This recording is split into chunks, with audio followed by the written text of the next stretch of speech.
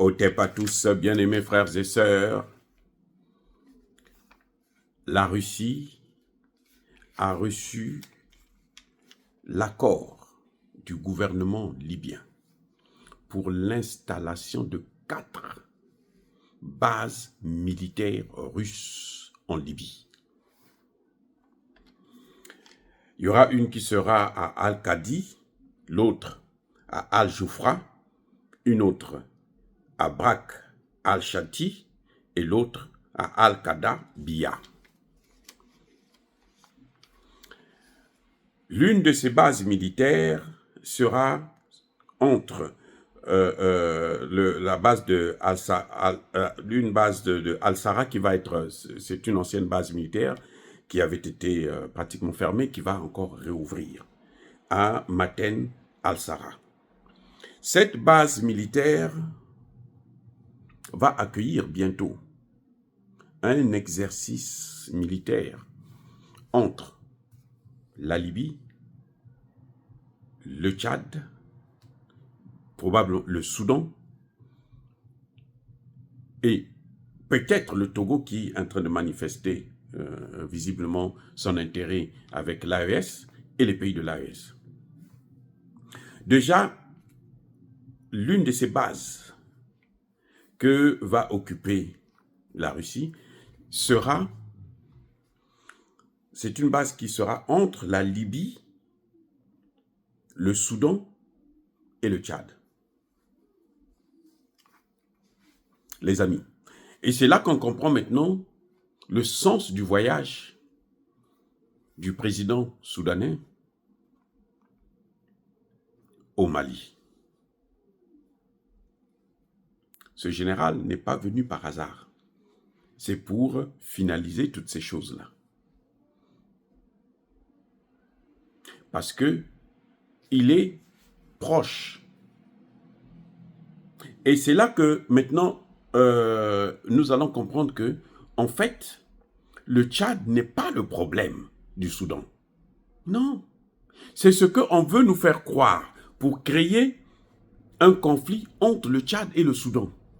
C'est-à-dire que le Soudan a déjà des problèmes inter-soudanais, mais on veut créer aussi un problème entre le Tchad et le Soudan pour s'aimer le chaos total. Les Soudanais fuient le Soudan pour venir se cacher au Tchad. Vous voulez que le président Kakadébi fasse quoi? Qu'il les renvoie sous le feu des deux généraux qui se battent? El Meti et puis l'autre, Bourham? C'est ce que vous voulez? Non. Moi, je ne pense pas qu'il y ait un problème. C'est ça qu'on veut nous faire croire. C'est-à-dire que ces Occidentaux-là, ils ont un plan pour déstabiliser toute l'Afrique. Et ça, que ça soit bien retenu par tout le monde. Regardez comment ils sont en train de déstabiliser la RDC. Mais en déstabilisant la RDC, on est en train de déstabiliser l'ensemble des pays du Golfe de Guinée, des pays d'Afrique centrale notamment. On est en train de paralyser et freiner le développement de ces pays. À partir de la RDC seulement. Hein. Ça dit que c'est toute la zone qui est en train de périr. Et on fait en sorte que, il faut isoler la RDC. On veut nous faire croire que la RDC a des problèmes avec l'Angola, la RDC a des problèmes avec le Congo-Brazza, la RDC a des problèmes avec le Rwanda, la RDC a des problèmes avec l'Ouganda. Mais vous avez déjà vu un pays qui a des problèmes avec tous ses voisins? Ils sont 9. La RDC a 9 frontières. Elle ne peut pas avoir des problèmes avec tous les membres. Ça, c'est ce qu'eux, ils veulent nous faire avaler. À partir de la déstabilisation qu'ils font depuis le Rwanda. Le grand problème de la RDC, c'est le Rwanda. C'est Kagame.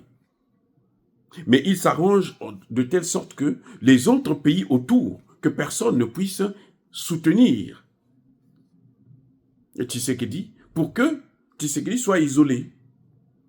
Parce qu'ils savent que si Tshisekedi n'est pas isolé, forcément, tout ce qui va se passer en RDC, ça va aider les autres pays aussi à avancer. ça va sécuriser les autres pays. Et je veux vous dire une chose, notamment pour le Congo-Brazzaville. S'il y a l'instabilité à Kinshasa, le Congo-Brazzaville, à commencer par la capitale même, Brazzaville, elle sera dans une situation que personne ne pourra contrôler. C'est ça la prévention. Je ne fais que faire la prévention. Donc le Congo-Brazzaville a tout intérêt à faire en sorte que la déstabilisation de la RDC ne passe pas par le Congo-Brazzaville. Pour son propre intérêt, pas pour l'intérêt de la RDC, pour l'intérêt du Congo-Brazzaville même. On a déjà trop de problèmes. Vous voyez, c'est un pays qui n'arrive même pas à payer ses salariés. Les retraités, c'est même pas la peine. Ils sont abandonnés à eux-mêmes et ils ne font que trépasser parce que, bon, ben, ils n'ont pas de moyens pour se nourrir, ils n'ont pas de moyens pour se soigner quand ils tombent malades. Et puis, bon, ben, ce qui les attend, c'est seulement le départ précipité.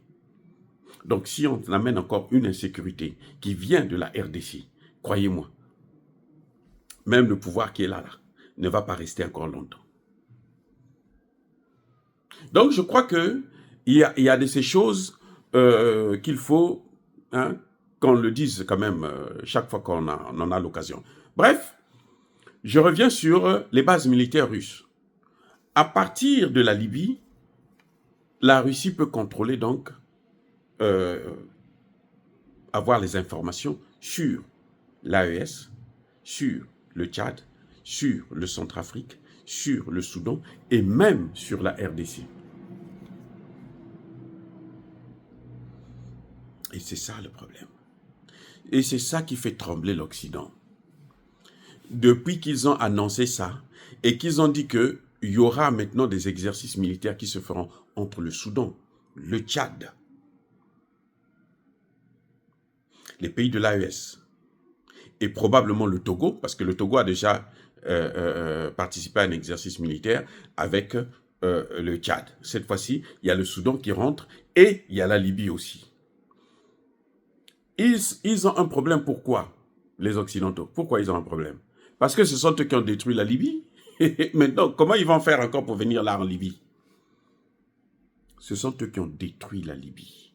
Ce sont eux qui ont mis la Libye à sac, qui ont pillé l'or libyen. Vous savez que Kadhafi avait des réserves d'or. Il n'allait pas faire une monnaie africaine avec, je ne sais pas moi. En tout cas, il allait faire ça avec des réserves d'or qu'il avait déjà. Vous savez quoi? Ça a disparu. Ça a disparu.